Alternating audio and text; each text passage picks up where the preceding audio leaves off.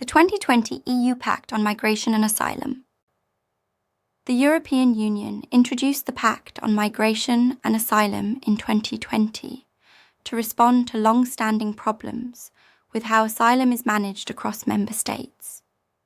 One major issue was the Dublin regulation, which often placed too much responsibility on border countries like Greece, Italy, and Spain. The new pact aims to fix this by creating fairer ways to share responsibility for asylum seekers among all EU countries.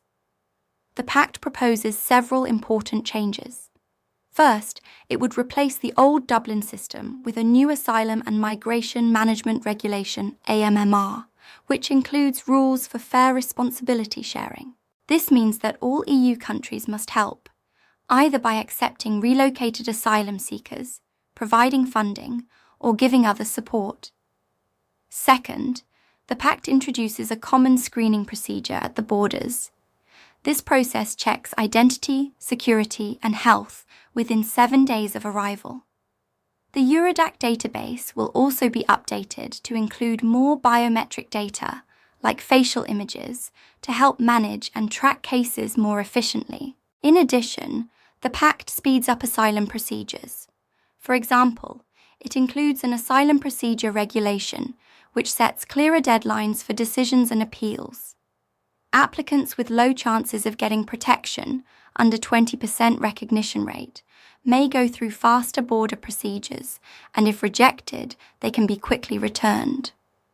This is meant to reduce long waiting times and ease pressure on countries where many people first arrive. The Pact also calls for better reception conditions.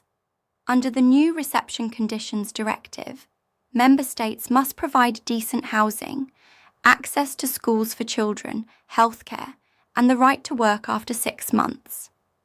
This is to make sure asylum seekers live in humane conditions while waiting for a decision. However, many NGOs and legal experts worry that these changes could lead to more detention at the borders, limit procedural rights for asylum seekers, and push responsibility onto non-EU countries through deals on returns and readmission. This could mean more people are kept in border centres under strict conditions while waiting for quick decisions, instead of having proper access to asylum procedures.